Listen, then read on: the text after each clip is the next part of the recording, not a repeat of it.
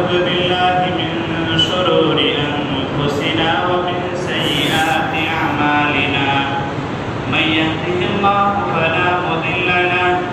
ومن يضلل فلا هادي له وأشهد أن لا إله إلا الله وأشهد أن محمدا عبده ورسوله يا أيها الذين آمنوا اتقوا الله حق تقاته ولا تموتن إلا وأنتم مسلمون يا أيها الناس اتقوا ربكم الذي خلقكم من نفس واحدة وخلق منها زوجها وبث منهما رجالا كثيرا ونساء واتقوا الله الذي تساءلون به والأرحام إن الله كان عليكم رقيبا يا أيها الذين آمنوا اتقوا الله وقولوا قولا سديدا يصلح لكم أعمالكم ويغفر لكم ذنوبكم ومن يطع الله ورسوله فقد فاز فوزا عظيما أما بعد فإن خير الحديث كتاب الله وخير الهدي هدي محمد صلى الله عليه وسلم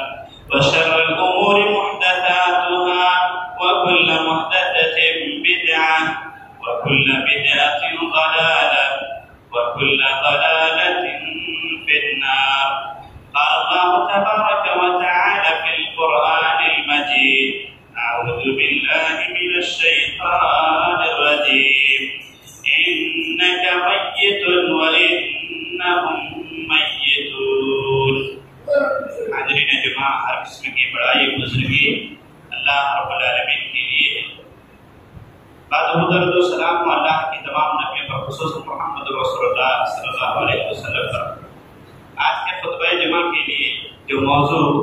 منتخب کیا گیا ہے وہ ہے حیات طیبہ کے آخری ایام چونکہ گزشتہ جمعہ حجۃ الوداع کے تعلق سے کچھ باتیں آئیں مناسب معلوم ہوا کہ اس کے بعد کا جو حصہ ہے وہ بھی آنکھوں کے سامنے سب کیا جائے آپ سب جانتے ہیں جب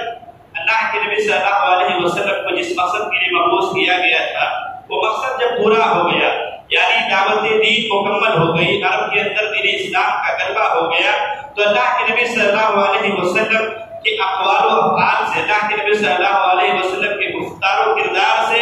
ایسے علامات نمودار ہونے لگے جس سے اشارہ ملنے لگا کہ آپ صلی اللہ علیہ وسلم کا اس دنیا میں اب زیادہ دن رہنا نہیں ہے جیسا کہ آپ دیکھیں گے آپ صلی اللہ علیہ وسلم ہر سال اعتکاف 10 دن کا کیا کرتے تھے لیکن سن 10 نبی ہجرت کو آپ صلی اللہ علیہ وسلم نے 20 دن کا اعتکاف کیا جو خلاف معمول تھا اسی طریقے سے آپ صلی اللہ علیہ وسلم ہمیشہ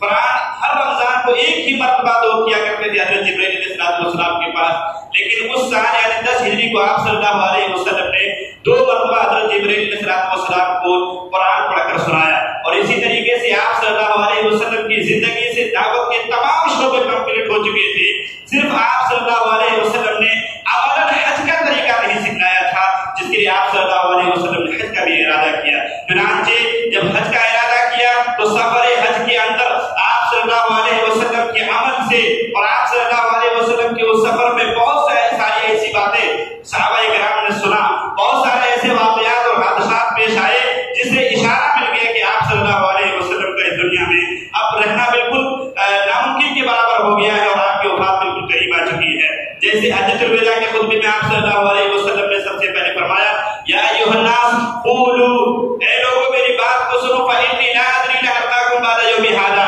میں نہیں سمجھتا ہوں کہ آئندہ سال یا میری اور ہم سبوں کی ملاقات دوبارہ نہیں ہو پائے گی اس قسم کی باتوں سے اشارہ ملنا شروع ہو گیا تھا کہ اللہ کے نبی صلی اللہ علیہ وسلم کی وفات بالکل قریب ہے اور عرفہ کے میدان پر اس آیت کا نزول الیوم اکملت لکم دینکم واتممت علیکم نعمتی ورضیت لکم الاسلام دینا یہ اشارہ تھا کہ آپ صلی اللہ علیہ وسلم کا مشن کمپلیٹ ہو گیا ہے اور پھر حجۃ الوداع کے اس اہم خطبے یوم النحر کے بعد سورۃ النصر کے نزول کے بعد آپ صلی اللہ علیہ وسلم نے صحابہ کے درمیان ایک لفظ فرمایا ترکت فیکم امرین اے لوگوں میں تم دونوں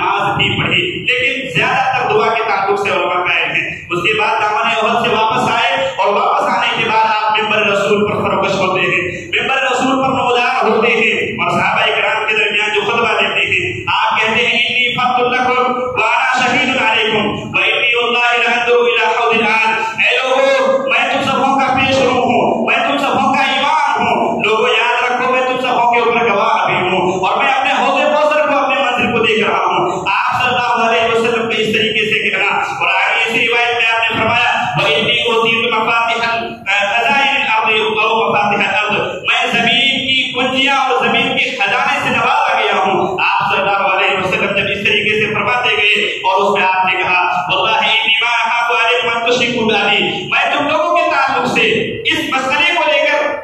حیران و پریشان نہیں ہوں کہ تم سب شرک کرو گے, مجھے امید ہے کہ تم سب شرک نہیں کرو گے, لیکن ایک چیز ہے جس کے تعلق سے میں ڈر رہا ہوں ولکن اخاف علیکم ان تنافسوا فیھا, لیکن تمہارے اوپر اس دنیا کو وہاں چھوڑ دیا جائے, دنیا کے مال و دولت تمہارے سامنے اس کے مال کے مال دکھنے لگے اور کہیں ایک دوسرے کے اوپر سبقت کرنے کی کوشش نہ کرنے لگو. ایسی بہت سارے ایسی باتیں ہیں جس میں اشارہ ملنا شروع ہو گیا تھا کہ آپ صلی اللہ علیہ وسلم کا اب اس دنیا کے اندر نہیں رہنا ہے, آپ کی وفات بالکل قریب آ چکی ہے. ایک بوڑھی عورت آتی ہے, اللہ کے نبی صلی اللہ علیہ وسلم سے میراث کے مسئلے کو پوچھتی ہے. آپ صلی اللہ علیہ وسلم میراث کے مسئلے کو بیان کرنے کے بعد کہتے ہیں میری ماں اگر دوبارہ آپ اس مسئلے کو لے کر سمجھنے کے لیے آتی ہیں یا پوچھنے کے لیے آتی ہیں, اگر میں نہ ملوں تو ابو بکر سے بھی پوچھ لینا. یہ اشارہ تھا کہ میرے بعد ابو بکر صدیق رضی اللہ تعالیٰ عنہ خلیفہ ہوں گے اور ابو بکر صدیق رضی اللہ تعالیٰ عنہ کی مرتبت کو آپ صلی اللہ علیہ وسلم نے واضح کیا. کہنے کا مطلب یہ ہے کہ مختلف اوقات میں مختلف الفاظ اور مختلف جملوں کے ذریعے سے یہ بات صحابہ کرام کے سامنے اشارے دے دیے گئے تھے کہ آپ صلی اللہ علیہ وسلم کی وفات قریب ہے. چنانچہ 29 صفر سن 11 ہجری کو آپ صلی اللہ علیہ وسلم ایک جنازے کے اندر تشریف لے جاتے ہیں اور جنازے میں جانے کے بعد وہاں نماز پڑھتے ہیں, وہاں کے لوگوں کے لیے دعائیں کرتے ہیں. روایات کے اندر ہے بقیہ گھر کے ساتھ تشریف لے گئے تھے, واپس آتے ہیں, گھر پہنچتے ہیں. حضرت عائشہ رضی اللہ عنہا آپ صلی اللہ علیہ وسلم سے اپنے سر کے درد کے بارے میں کہتی ہیں, کہتے ہیں وانا سا ہائے میرا سر پھٹا جا رہا ہے. حضرت عائشہ رضی اللہ عنہا نے جب یہ کہا تو اللہ کے نبی صلی اللہ علیہ وسلم نے کہا ذاکی لو کان وانا حی فاستغفر لك واقوى لك. اے عائشہ اگر ایسا ہو جاتا ہے, مطلب یہ ہے کہ اگر میری زندہ رہتے ہوئے تم مر جاتی ہو تو میں تمہارے لیے نماز جنازہ پڑھوں گا, استغفار کروں گا. حضرت عائشہ رضی اللہ عنہا کو جب یہ آپ صلی اللہ علیہ وسلم نے کہا اور اس کے بعد ایک لمبی بحث ہو جاتی ہے اور وہ بہت بہترین ہے, میاں بیوی کے درمیان کی بات ہے, لیکن اس کے بعد آپ صلی اللہ علیہ وسلم کہتے ہیں عائشہ من انا والا سا, لیکن عائشہ میں جو بیماری کی طرف سر جو میرا دکھ رہا ہے جس کو میں برداشت کر رہا ہوں, یہ عائشہ تم برداشت نہیں کر رہی ہو. چنانچہ آپ صلی اللہ علیہ وسلم کے سر پر پٹی باندھی گئی اور وہ پٹی بخار کی حرارت آپ کے بدن پہ پڑنے لگا اور آپ صلی اللہ علیہ وسلم کی جسم میں درد پیدا شروع ہوا. آپ صلی اللہ علیہ وسلم جو پٹی باندھا ہوا تھا, روایات کی طرح ہے کہ اتنا گرم ہو گیا تھا کہ پٹی کو چھونے کے بعد تو کہتے تھے شاید پٹی کے اندر آگ لگا دی گئی ہو, اتنا گرم ہو گیا تھا. المہم اس طریقے سے آپ صلی اللہ علیہ وسلم اس مرض میں مبتلا ہوئے اور دوبارہ شفایاب نہیں ہوئے. آپ صلی اللہ علیہ وسلم کسی مرض کے اندر مبتلا ہو کر انتقال کر جاتے ہیں. آپ صلی اللہ علیہ وسلم اس مرض میں کتنے دن مبتلا رہے؟ بعض روایات کے اندر 13 دن, بعض میں 11 دن اور بعض میں 14 دن ہے. اکثر لوگوں نے 11 دن کو ترجیح دیا ہے, لیکن دیکھنے والی بات یہ ہے کہ اس بیماری میں آخری ہفتہ شروع ہو جاتا ہے. آپ صلی اللہ علیہ وسلم کی طبیعت روز بروز بوجھل ہوتی جا رہی ہے, آپ صلی اللہ علیہ وسلم کمزور ہوتے جا رہے ہیں. وہی دنوں اللہ کے نبی صلی اللہ علیہ وسلم کی باری تمام بیویوں کے یہاں کھانے کا ہوتا تھا, ان کے یہاں رہنے کا ہوتا تھا. ان دنوں آپ صلی اللہ علیہ وسلم کی باری میمونہ رضی اللہ عنہا کے گھر میں تھے. آپ صلی اللہ علیہ وسلم میمونہ رضی اللہ عنہا کے گھر کی باری ختم ہونے کے قریب تھا اور آپ بار بار صحابیات سے ازواج مطہرات سے پوچھے جا رہے تھے کہ میری باری اگلے دن کہاں ہے, اب میری باری کہاں آنے والی ہے. یہ اشارہ تھا کہ میں اس بیماری کی حالت میں حضرت عائشہ رضی اللہ عنہا کے گھر میں رہنا چاہتا ہوں. ازواج مطہرات رضی اللہ عنہا نے آپ کے مقصد کو جانچتے ہوئے بھانپتے ہوئے کہا اللہ کے نبی آپ جہاں رہنا چاہتے ہیں آپ کو اختیار ہے. چنانچہ اللہ کے نبی صلی اللہ علیہ وسلم کہتے ہیں میرے سامان کو حضرت عائشہ رضی اللہ عنہا کے حجرے میں منتقل کر دیا جائے. اتنے کمزور ہو گئے اللہ کے نبی صلی اللہ علیہ وسلم. بہت سارے لوگ ہیں جو اللہ کے نبی کی وفات کے قائل نہیں ہیں, لیکن یہ دلائل و براہین بتاتے ہیں کہ اللہ کے نبی کا وفات ہونا یقینی ہے اور اہل سنت والجماعت کا عقیدہ ہے. پہلے اس بات کو سنیے جب اللہ کے نبی کے سامان کو حضرت عائشہ رضی اللہ عنہا کے گھر میں منتقل کیا جا رہا ہے، اللہ کے نبی اتنے کمزور ہو چکے ہیں کہ خود چل کے نہیں جا پا رہے ہیں۔ اللہ کے نبی صلی اللہ علیہ وسلم حضرت بن عباس رضی اللہ تعالیٰ عنہ اور علی بن ابی طالب رضی اللہ تعالیٰ عنہ کے دونوں کندھوں کے درمیان سہارا لے کر اللہ کے نبی جا رہے ہیں۔ آپ صلی اللہ علیہ وسلم کا پاؤں زمین پر گھسیٹ رہا ہے۔ اسی طریقے سے آپ صلی اللہ علیہ وسلم حضرت عائشہ رضی اللہ عنہا کے گھر پہنچتے ہیں۔ حضرت عائشہ رضی اللہ عنہا آپ صلی اللہ علیہ وسلم کے بدن پر قدم کرتی ہیں اور دم کا طریقہ یہ اختیار کرتی ہیں۔ حضرت عائشہ کہتی ہیں میں نے اللہ کے نبی صلی اللہ علیہ وسلم سے جو معصوم دعائیں حفظ کیا تھا اور جو یہ فرق کو میں نے حفظ کیا تھا اس کو پڑھ پڑھ کر اللہ کے نبی کے ہاتھوں پر دم کرتی تھی اور اللہ کے نبی کے ہاتھ کو آپ کے بدن پر تبرک کے طور پر پھیرا جاتا تھا۔ اللہ کے نبی صلی اللہ علیہ وسلم بالکل نڈھال اور کمزور ہو چکے ہیں، یہاں تک کہ وفات سے 4 دن پہلے چہاروں میں بدھ کے دن کی آپ صلی اللہ علیہ وسلم کی بیماری میں مزید حرارت پیدا ہو گئی۔ آپ صلی اللہ علیہ وسلم بالکل کمزور ہو چکے ہیں، لیکن اب تک آپ صلی اللہ علیہ وسلم خود نماز پڑھا رہے ہیں۔ آپ صلی اللہ علیہ وسلم پڑھنے بھی جا رہے ہیں، نماز بھی پڑھا رہے ہیں۔ اس دن کی بات ہے، بدھ کے دن کی بات ہے کہ آپ صلی اللہ علیہ وسلم مغرب کی نماز پڑھ کے آتے ہیں۔ آپ صلی اللہ علیہ وسلم کی بیماری میں مزید شدت پیدا ہو گیا، مرض بڑھتا گیا، عشاء کی نماز کا ٹائم ہو گیا۔ اللہ کے نبی صلی اللہ علیہ وسلم حجرے سے نکل کر بالکل قریب ہے مسجد نبوی اور حجرہ، آپ اٹھ کے نہیں آ پا رہے ہیں، آپ وہاں تک نہیں پہنچ پا رہے ہیں، آپ اٹھنا چاہتے ہیں تو آپ کے اوپر کشش آئی ہو جا رہی ہے۔ اللہ کے نبی صلی اللہ علیہ وسلم کئی قسم سے آپ نے کوشش کیا کہ میں کسی طریقے سے نکل کر آؤں، آپ صلی اللہ علیہ وسلم جب نہیں نکل پائے آپ کو غسل بھی کرایا گیا، آپ کو وضو کرایا گیا، آپ اٹھتے تھے آپ کے اوپر کشش آئی ہو جاتی تھی، اٹھتے تھے 3 سے 4 مرتبہ جب یہ ہوا اور وقت گزرتا جا رہا تھا، لوگ انتظار کر رہے ہیں، لوگ ٹکی کی باتیں حضرت عائشہ کے حجرے کے دروازے پر نگاہ سب نے جمائے ہوا ہے کہ اللہ کے نبی آئیں گے، اللہ کے نبی آئیں گے۔ اللہ کے نبی صلی اللہ علیہ وسلم کہتے ہیں کیا لوگوں نے نماز پڑھ لیا ہے، کیا لوگوں نے نماز پڑھ لیا ہے؟ جب آپ صلی اللہ علیہ وسلم اس انداز سے بار بار پوچھتے ہیں، بار بار صحابیہ جواب دیتے ہیں کہ آپ کے منتظر ہیں، آپ صلی اللہ علیہ وسلم نے کہا لوگوں کو کہو کہ ابو بکر صدیق رضی اللہ تعالیٰ عنہ کے پیچھے نماز پڑھیں، مروا ابا بکر فلیصلی بالناس، ابو بکر کو حکم دو کہ وہ لوگوں کو نماز پڑھائیں۔ یہ بھی ایک اشارہ تھا کہ میرے بعد حضرت ابو بکر خلیفہ بنیں گے۔ اللہ کے نبی صلی اللہ علیہ وسلم نے جب یہ کہا، ابو عائشہ رضی اللہ عنہا کہتے ہیں اللہ کے نبی کیا ابو بکر نماز پڑھائیں گے؟ کیونکہ ابو بکر تو بہت رقیق القلب دل کے ہیں، ان کا دل بہت نرم ہے، آپ کی مسجد میں بھی وہ نماز نہیں پڑھا پائیں گے۔ 4 مرتبہ انہوں نے استفسار کیا، اللہ کے نبی نے کہا وہی نماز پڑھائیں گے۔ چنانچہ اللہ کے نبی صلی اللہ علیہ وسلم وہاں حضرت ابو بکر صدیق رضی اللہ تعالیٰ عنہ نماز پڑھانے جاتے ہیں۔ اس کے بعد اگلا دن جب آتا ہے آپ صلی اللہ علیہ وسلم، جیسے یہ منگل کی بات چل رہی تھی، بدھ کے دن آپ صلی اللہ علیہ وسلم کی بیماری میں مزید جب شدت پیدا ہو گیا، آپ صلی اللہ علیہ وسلم نے صحابہ کے درمیان کہا کہ لوگوں مجھے 7 کنوؤں کے پانی سے غسل دو، میرے سامنے 7 کنوؤں کا پانی، مشکلوں کا پانی لایا جائے اور میرے اوپر ڈالا جائے، میں صحابہ کو کچھ وصیت کرنا چاہتا ہوں۔ اللہ کے نبی صلی اللہ علیہ وسلم کے اوپر 7 مشکلوں سے 7 کنوؤں سے الگ الگ پانی لایا جاتا ہے، آپ کو غسل دیا جاتا ہے، آپ تکلیف محسوس کرتے ہیں، آپ کی طبیعت تھوڑی اچھی لگتی ہے، آپ صلی اللہ علیہ وسلم باہر نکلتے ہیں، وخرج الی الناس فصلی لهم وخطبهم، آپ صلی اللہ علیہ وسلم نکلتے ہیں، بعض روایات کے مطابق آپ نے نماز پڑھی اور بعض کی روایت کے مطابق آپ نے دعا کی اور آپ صلی اللہ علیہ وسلم خطاب کرتے ہیں، اور اس خطاب میں جو باتیں آپ کہتے ہیں، سب سے پہلے آپ کہتے ہیں لعنت اللہ علی الیہود والنصارى اتخذوا قبور انبیاء مساجدا، اللہ کی لعنت یہودیوں پر، اللہ کی لعنت نصرانیوں پر، انہوں نے اپنے نبیوں کی قبروں کو سجدہ گاہ بنا لیا۔ اسی طریقے سے آپ نے فرمایا اللہم لا تجعل قبری وطنا یعبد، اے اللہ میرے مرنے کے بعد میری قبر کو سجدہ گاہ مت بنانا۔ یہاں سے آپ صلی اللہ علیہ وسلم شرک کا خاتمہ کر رہے ہیں۔ آپ صلی اللہ علیہ وسلم اس کے بعد جو جملہ کہتے ہیں ہم لوگوں کے لیے بہت ہی سوچنے والے جملے ہیں۔ آپ صلی اللہ علیہ وسلم لوگوں کے سامنے کھڑے ہوتے ہیں اور کہتے ہیں لوگوں میں نے اگر کسی کے اوپر ظلم کیا ہوا ہے تو محمد صلی اللہ علیہ وسلم کا سینہ حاضر ہے، آپ کا پیٹھ میرا پیٹھ حاضر ہے، لوگوں بدلہ لے سکتے ہو۔ اللہ کے نبی نے اگر کسی کو تکلیف پہنچایا ہے کوئی صحابی جواب نہیں دیتے ہیں، یہاں تک کہ آپ دوبارہ کہتے ہیں کہ لوگوں اگر میں نے کسی کو گالی دیا ہے تو دنیا سے جانے سے پہلے محمد حاضر ہے، آج بدلہ لے لیا جائے۔ آپ صلی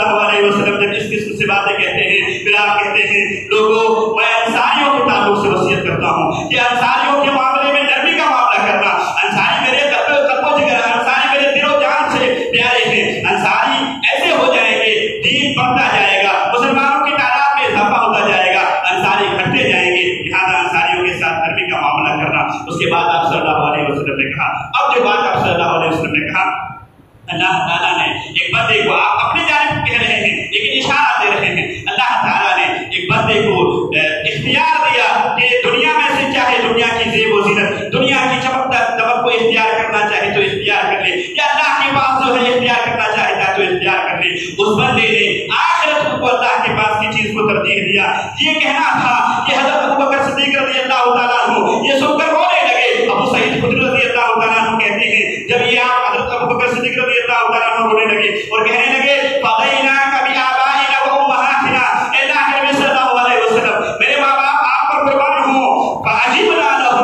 حضرت ابوبکر کے رونے کے اس منظر کو دیکھ کر لوگوں نے تعجب کیا۔ وَقَالَ النَّاسُ، لوگ کہنے لگے انظروا إِلَىٰ هَٰذَا الشَّيْء، اس بڈھے کی جانب تو دیکھو، اللہ کے نبی ایک آدمی کی بشارت سنا رہے ہیں اور یہ رو رہے ہیں، کسی کو معلوم نہیں تھا کہ اللہ کے نبی اپنے بارے میں کہہ رہے ہیں۔ کچھ دنوں کے بعد جب اللہ کے نبی صلی اللہ علیہ وسلم وفات پا جاتے ہیں، ابو سعید خدری کہتے ہیں اس دن ہم کو اطمینان ہوا اور یقین ہو گیا کہ ابو بکر جیسی کسی کو ایک نہیں دی گئی تھی اللہ کے نبی کے بعد۔ اس دن ہمیں معلوم ہوا کہ ابو بکر کتنے زیادہ ایک فضل والے ہیں۔ بہرکہ ایسی بات چلتی رہی، وفات سے 4 دن پہلے جمعرات کے دن اللہ کے نبی صلی اللہ علیہ وسلم کے مرض میں مزید اضافہ ہوا، مرض میں اضافہ ہوتے جا رہا ہے۔ آپ صلی اللہ علیہ وسلم کے حجرے کے آس پاس صحابہ کرام کی نگاہیں جمی ہیں، صحابہ اپنے کام کاج کو چھوڑ چکے ہیں، اللہ کے نبی بیمار ہیں کیونکہ اللہ کے نبی کو صحابہ دل و جان سے پیار کرتے تھے۔ اللہ کے نبی کہتے ہیں کوئی رکا لایا جائے میں اس میں کچھ تحریر کر دینا چاہتا ہوں۔ اللہ کے نبی نے جب یہ کہا کہ کوئی رکا لایا جائے میں لکھنا چاہتا ہوں، عمر بن خطاب رضی اللہ تعالیٰ عنہ جو کہ اللہ کے نبی کی بیماری کی حالت کو دیکھ رہے ہیں، اتنا بھی برداشت نہیں ہو رہا ہے کہ اللہ کے نبی لکھے اور کچھ آپ کو تکلیف ہو، کہتے ہیں اللہ کے نبی ہمارے لیے قرآن کافی ہے۔ ایک وہاں مجمع کھڑا ہو جاتا ہے، کچھ لوگ لکھانے کے قائل ہوتے ہیں، کچھ لوگ کہتے ہیں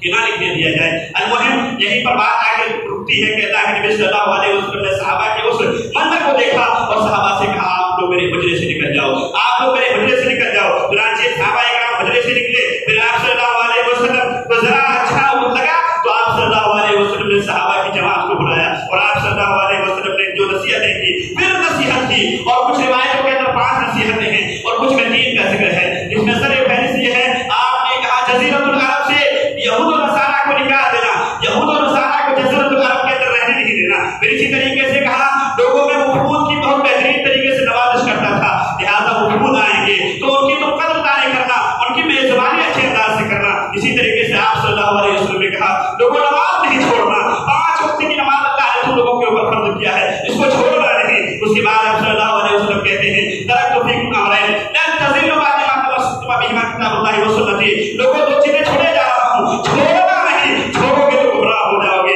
ایسے بہت سارے آپ صلی اللہ علیہ وسلم نے نصیحتیں کی، لیکن آپ صلی اللہ علیہ نصیحت کرتے کرتے یہ جب آپ صلی اللہ علیہ وسلم بالکل کمزور ہو گئے، آپ صلی اللہ علیہ وسلم مسجد اب جانا چھوڑ چکے تھے۔ اس درمیان ابو بکر صدیق رضی اللہ تعالیٰ عنہ نماز پڑھاتے تھے۔ ابو بکر صدیق رضی اللہ تعالیٰ عنہ جو نماز پڑھائی تھی اللہ کے نبی کی زندگی میں، ان نمازوں کی تعداد 17 بتائی جاتی ہے۔ وفات سے 1 دن یا 2 دن کا منظر پیش کرتا ہوں کیونکہ وقت ختم ہو رہا ہے۔ سنیچر یا اتوار کے دن اللہ کے نبی صلی اللہ علیہ وسلم نے اپنی طبیعت میں کچھ جب افاقہ محسوس کیا تو آپ صلی اللہ علیہ وسلم ظہر کی مسجد کے لیے تشریف لے گئے۔ آپ صلی اللہ علیہ وسلم جب ظہر کی مسجد نماز کے لیے مسجد تشریف لے جا رہے ہیں، صحابہ اکرام کے کندھوں پر آپ سہارا لے کر جا رہے ہیں، آپ کا پاؤں تک نہیں اٹھ رہا ہے۔ اللہ کے نبی جب وہاں پہنچتے ہیں، صحابہ اللہ کے نبی چونکہ ہم رات میں بیان کیے ہیں آپ کے بدن سے خوشبو چھوڑتی تھی، صحابہ اکرام کو معلوم ہو گیا کہ اللہ کے نبی آ گئے ہیں۔ صحابہ میں ایک اندر سمجھ گئے تھے مانو فتنہ کوئی ہونے والا ہے۔ آپ صلی اللہ علیہ وسلم ابو بکر صدیق رضی اللہ تعالیٰ عنہ اپنے قدم کو پیچھے لانا شروع کرتے ہیں، اللہ کے نبی اشارے سے کہتے ہیں کہ ابو بکر جگہ پہ رک جائیں، ابو بکر رضی اللہ تعالیٰ عنہ جگہ پہ رک جاتے ہیں۔ اللہ کے نبی صلی اللہ علیہ وسلم وہاں پہنچتے ہیں، آپ ان کے بغل میں بیٹھ جاتے ہیں، اللہ کے نبی نماز پڑھا رہے ہیں۔ ابو بکر صدیق رضی اللہ تعالیٰ عنہ ان کی اقتدا کرتے ہوئے دراصل لوگوں کی امام ابو بکر صدیق رضی اللہ تعالیٰ عنہ ہی تھے اور ابو بکر صدیق کے امام اللہ کے نبی صلی اللہ علیہ وسلم تھے۔ اس طریقے سے آپ نماز پڑھا رہے تھے، نماز پڑھ کے گھر آتے ہیں۔ اس کے بعد حیات طیبہ کا وہ آخری لمحہ شروع ہوتا ہے۔ حیات طیبہ کے آخری لمحہ میں آپ دیکھیں گے کہ وہ دن گزرتا پیر کا دن آیا، دوشنبہ کا دن آیا، جس دن کے اللہ کے نبی صلی اللہ علیہ وسلم پیر کے دن دوشنبہ کے دن فجر میں آپ صلی اللہ علیہ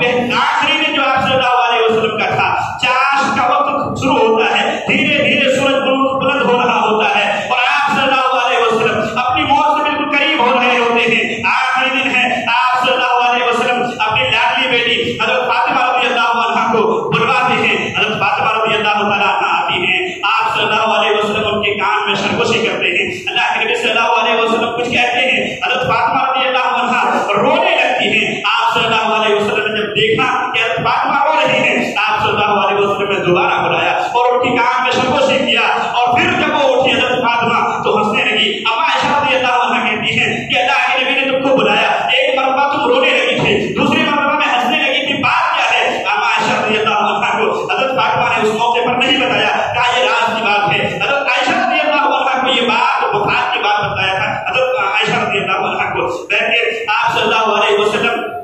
نے جب نصیحت کیا اور جو ان کو باتیں بتلائیں، اس کے بعد حضرت فاطمہ کھڑی ہوتی ہیں اور کھڑی ہونے کے بعد کہتی ہیں وہ آخر بات، ہائے میرے ابا کی تکلیف، ہائے میرے ابا کی تکلیف. یہ کہنا تھا کہ اللہ کے نبی صلی اللہ علیہ وسلم کہتے ہیں فاطمہ تیرے ابا کو بس اسی دنیا میں تکلیف ہونے والی ہے، آج کے بعد میرے ابا کو کوئی تکلیف ہونے والی نہیں ہے. اس کے بعد آپ صلی اللہ علیہ وسلم نے صحابہ سے پھر کہا، صحابہ کا جب گھڑا بالکل حجرے عائشہ کے آس پاس ہے، آپ نے کہا الصلاۃ الصلاۃ وما ملکت ایمانکم، لوگوں نماز پڑھنا، نماز کو نہیں چھوڑنا، اپنے ماتحتوں کے ساتھ اچھائی کا معاملہ کرنا. یہاں تک کہ آپ صلی اللہ علیہ وسلم نے روایت کے اندر آتا ہے کئی بار یہ بات آپ صلی اللہ علیہ وسلم نے دہرایا اور یوں دھیرے دھیرے آپ وقت نزا کے قریب ہوتے گئے. جب وقت نزا کے قریب آیا، آپ صلی اللہ علیہ وسلم حجرے عائشہ کے اندر ہیں، صحابہ اور صحابیات کا مجمع ہے اگل بغل میں. اللہ کے نبی صلی اللہ علیہ وسلم حضرت عائشہ رضی اللہ عنہا کے کندھے اور سر کے درمیان اپنے سر کو رکھے ہوئے ہیں. اسی درمیان حضرت عبد الرحمن بن عوف رضی اللہ تعالیٰ عنہ جو ان کے عبد الرحمن بن ابی بکر رضی اللہ تعالیٰ عنہ جو حضرت عائشہ رضی اللہ عنہا کے بھائی ہیں، وہاں داخل ہوتے ہیں. ان کے ہاتھ میں مسواک ہے. آپ صلی اللہ علیہ وسلم مسواک دیکھ رہے ہیں. آپ صلی اللہ علیہ وسلم کی نگاہوں سے ہمارے نبی اتنے کمزور ہو چکے ہیں، بول کر بھی نہیں کہہ پا رہے ہیں عائشہ میں مسواک کرنا چاہتا ہوں، آپ بول نہیں پا رہے ہیں.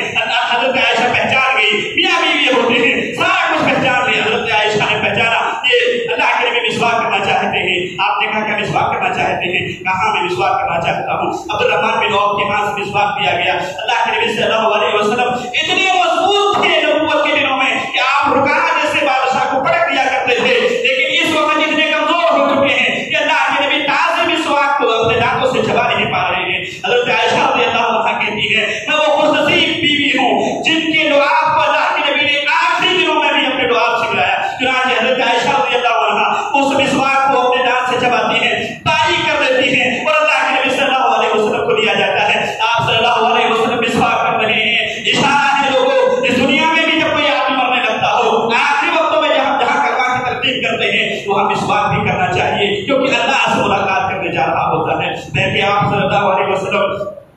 مسواک کر رہے تھے. مسواک کرتے کرتے آپ صلی اللہ علیہ وسلم نے قارورہ بنایا. کہا عائشہ قارورہ لایا جائے، میں پیشاب کرنا چاہتا ہوں. اللہ کے نبی اتنے کمزور ہو گئے ہیں، اتنے کمزور ہو گئے ہیں کہ پیشاب کرنے نہیں جا پا رہے ہیں. صحابہ کا مجمع باہر ہوتا ہے، قارورہ لانے کے لیے گئے ہوئے ہیں، ابھی قارورہ لایا نہیں گیا ہے. آپ کے بغل میں پانی رکھا ہوا ہے. آپ صلی اللہ علیہ وسلم اس پانی میں اپنے ہاتھ کو رکھتے ہیں اور اپنے چہرے پر مارتے ہیں اور لا الہ الا اللہ پڑھتے ہیں اور کہتے ہیں ہائے موت کی تکلیف. اس کے بعد پھر وہاں پر آپ صلی اللہ علیہ وسلم نے کہا لعنت اللہ علی الیہود والنصارى اتخذوا قبور انبیائہم مساجدا. اللہ کی لعنت ہو یہودیوں پر، نصرانیوں پر جنہوں نے اپنے نبیوں کی قبروں کو سجاگاہ بنا لیا. اس کے بعد اما عائشہ رضی اللہ عنہا کو کہتی ہیں اللہ کے نبی صلی اللہ علیہ وسلم عائشہ اس یہودیت نے جو گوشت کھلایا تھا خیبر کے بعد اس زہر کا اثر آج ہو رہا ہے. زہر سے اس وقت گرچہ اللہ رب العالمین نے محمد رسول اللہ صلی اللہ علیہ وسلم کو بچا لیا تھا. اللہ کے نبی کہتے ہیں عائشہ اتنی تکلیف ہو رہی ہے، لگ رہا ہے میرا کلیجہ کٹ کٹ کر گر رہا ہے، اس زہر کا اثر آج ہو رہا ہے. اب عائشہ رضی اللہ عنہا بیان کرتی ہیں یہ منظر ہو رہا ہوتا ہے، قارورہ لانے والا ابھی قارورہ آپ تک لا نہیں پاتا ہے کہ آپ صلی اللہ علیہ وسلم کے دونوں ہاتھ ڈھیلے پڑ گئے اور آپ کی زبان سے نکل رہا تھا اللہم رفیق الاعلیٰ، اللہم رفیق الاعلیٰ. اور پھر آپ صلی اللہ علیہ وسلم کہہ رہے تھے کہ اللہ میں نے جو آخری باتوں کو سنا، اللہ مجھے نبیوں کے ساتھ، صدیقین کے ساتھ، شہداء کے ساتھ جن کے اوپر تو نے انعام کیا ہے ٹھکانہ کرنا. انا للہ و انا الیہ راجعون. اللہ کے نبی صلی اللہ علیہ وسلم کا انتقال کرنا ہوتا ہے. اللہ کے نبی جو ہی انتقال کرتے ہیں وہ صحابہ جو اللہ کے نبی کے اوپر جان چھڑکتے